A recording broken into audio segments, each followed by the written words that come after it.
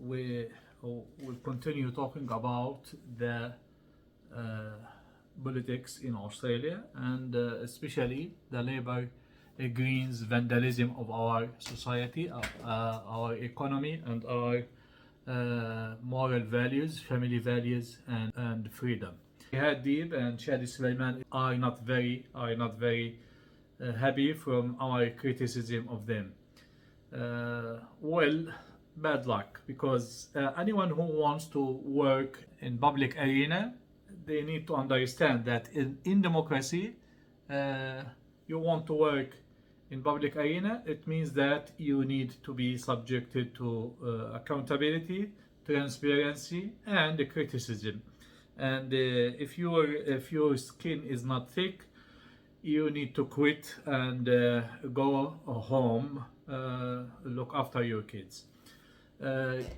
Jihad, by the way, Jihad and Shady Sulaiman are living on taxpayers' money. If you are spending our tax, we need to ask you, what did you achieve? And anyone in politics, including especially politicians like Jihad and the minister, all of them under deep scrutiny. And by the way, the scrutiny is not enough, because Jihad is part of the establishment, part of the Freemason deep state, and this is why the scrutiny is not very deep there. Because if Jihad and with all fiascos he was involved in, if there was a deep scrutiny, he would be kicked out a long time ago from politics. But let us talk now about what we have on our hands. The Jihad not very happy, because we singled him out on politics, on labor politics, especially the policies of attacking the family values, destroying our religious freedom, and intruding into our family life, family deep, intimate affairs. The government now is trying to introduce a legislation called the conversion therapy ban bill, which will see that the government will start to live inside our homes. So if I talk to my kids and I tell them that gender dysphoria is a mental health problems, and they should be aware about this, and if anyone in their class has gender dysphoria, they are mentally ill and they should avoid them, or they should tell them that keep this to yourself, I could be jailed for 10 years. If the teacher tell his class that gender dysphoria in fact classified by medicine and by medical institutions as mental health issues, he could be jailed for 10 years. If the religious leader is stand up on Friday sermon and says that the God created you from male and female only,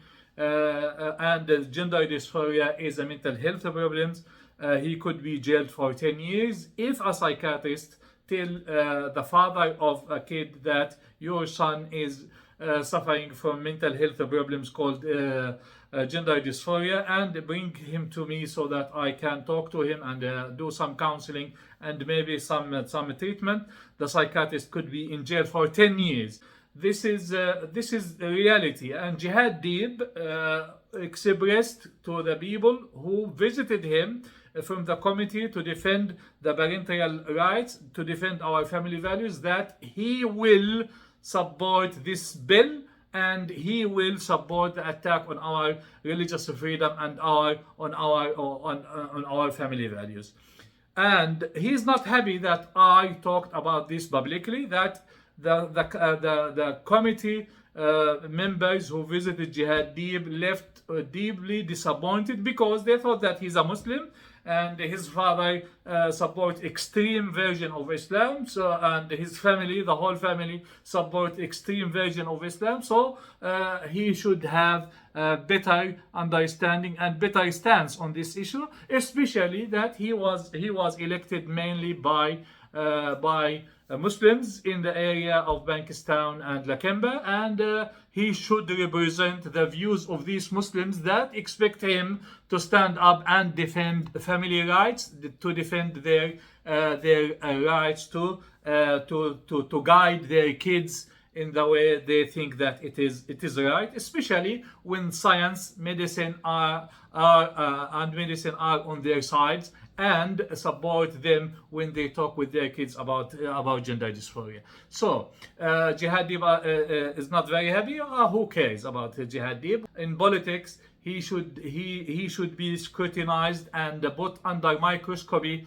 8 years ago, we were late to talk about him and single him out, because in the last 8 years he was either ineffective, either doing nothing but smiling. He thinks that if he opens his mouth and smile, that's it. This is his job as a member of parliament, to smile and please everyone and do nothing. In the last 8 years, he did nothing.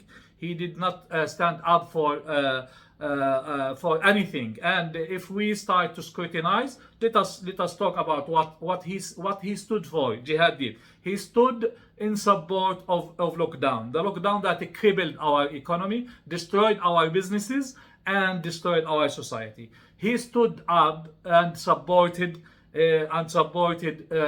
mass vaccination, forced vaccination, the vaccination that left hundreds of thousands injured and thousands suddenly dead after they get the vaccine. He stood up and supported the climate hoax, which led to the destruction of our economy, high inflation, and because of high cost of energy. So he has nothing, Jihad Dib, for the last 8 years, he has nothing to be proud of. And he did not talk about anything that the community wants him to talk. He did not stand up inside his party to say enough promoting cocaine and ice, enough attack on our freedom, enough attack on our family values. We were very gentle with him. 8 years, and we were waiting to see what he is doing and what he achieved. He achieved nothing. And when the community members from Lakemba, Bankstown, and others were coming to me and said, "We need help. We need help with housing. We need help with the cost of living. We need. Can you help us?" I said, "I am not the member of parliament. Why you did not go to Jihad Dib?" And they said, "We went to Jihad Dib and he smiled in our face, and that's it. He did not do anything." And I and other organizations needed to come in and to contact the Department of Housing and other departments, trying to help these families who were struggling. And now they are struggling even more and worse. And Jihad Dib, what he's doing, he's just smiling in the face. Jihad Dib and Shady Sulaiman, when they were contacted and said, Jamal saying this, that Shady Sulaiman was involved in the secret consultations about the conversion therapy bill, and he agreed on this. In return, he got a couple of millions of dollars in funding for his organization, the National Imams Council, and his own organization, Ummah, and others. He said, can you ask Jamal where is the link or the proof about this? There are two kind of proofs. First, I said from the beginning that if I am mistaken, if my information are wrong, I encourage Jihad Dib and Shady Sulaiman to come and correct me publicly. I said, "Look, Jamal, this is not true. We were not consulted, and we are standing against the conversion therapy bill." They did not. Second, the government was very clear that it should conduct, and it conducted all consultations in deep secrecy, so that they can come and say, these organizations can come and say there is no evidence that we were involved in these consultations. Of course, these consultations are secret, but some people inside these consultations they leaked the information. Of course, there is no links, but now the government will come in the next few weeks, will come and formulate and table the conversion therapy bill, and will say that Muslim organizations and other religious organizations approved this attack on your family values, this attack on your religious freedom, this attacks on your cultural values. And of course, Shady Sulaiman will not be mentioned there, because this is the purpose of the secret consultations. And I'm still insisting that Shady Sulaiman agreed that the conversion therapy bill, which will see Shady Sulaiman not be able to stand up in the mosque and say that God said in the Quran that إِنَّا خَلَقْنَاكُم مِّن ذَكَرٍ وَأُنثَى. It will be this verse of the Quran which says that we created you from male and female will be banned, and we will challenge Shady Sulaiman to read this verse publicly after the law, that after the bill will be passed, after the bill that he agreed on. In politics and in public life, as I said, secrecy will lead to dictatorship. And this is what Labour wants to take us, to dictatorship, totalitarian society, and communism. This is where we are heading now under Labour. Will this be achieved? I don't think so, because you can see now that the Labour governments are collapsing everywhere in Australia. Today, Dan Andrews collapsed, and don't listen to the SBS or ABC. They are lying, and they are talking about the legacy of Dan Andrews. What is the legacy of this criminal? This criminal that sold Victoria to World Economic Forum. This criminal that destroyed the most rich state, a state that was growing very fast, and it was flourishing. Now the state that has the highest debt in Australian history, about $300 billion debt because of Dan Andrews, the longest lockdown and restriction in the world, the most draconian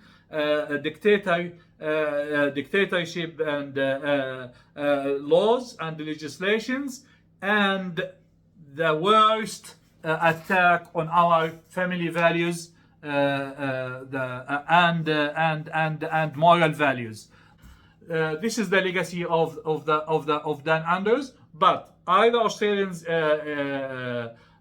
happy about this? No. And according to every opinion poll, if Victorians go to election today, the Labour government will collapse, and will lose massively. And the same opinion poll in Western Australia and Queensland, that the Labour Party will be collapsed everywhere, even in New South Wales, where the government, a Labour government, had won only a few months ago.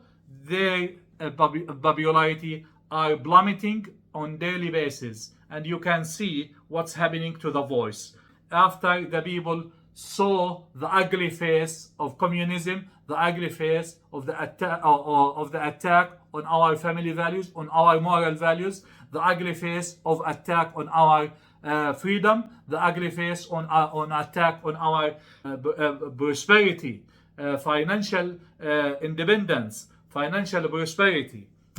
And Jihad are part of this. Jihad is officially a minister in the Labour government. The Labour government that wants to attack the use of nicotine, but they want to promote the use of cocaine and drugs. The government that wants to ban families and replace it with the gender dysphoria, and make the gender dysphoria as the norm, and the family as an exception. the government that want to promote abortion, to promote assisted suicide, to promote destruction at all level, and of course to promote financial destruction by waging a war, holy war, on the cheap source of energy, and destroying our energy independence and our food security. Hadib and Shady Sulaiman can feel whatever they want. This is Australia. This is democracy, and this is public life. If they don't like scrutiny, if they don't like criticism, they can go home and stay at home. Jihad and Shady Sulaiman again are on the wrong side of the history, and they will lose. Not only they will lose, they soon will bury their heads in very deep shame when the community will see where they are leading them to. When they will start teaching in your schools, teaching the gender dysphoria, the gender ideology, you will understand that your voting for the Labour was the biggest mistake you committed. Subscribe to our channel, like and share if you agree. Just wait until you will see that we were right all along. From 2010 until now, everything I was talking about were right and became reality within a few years.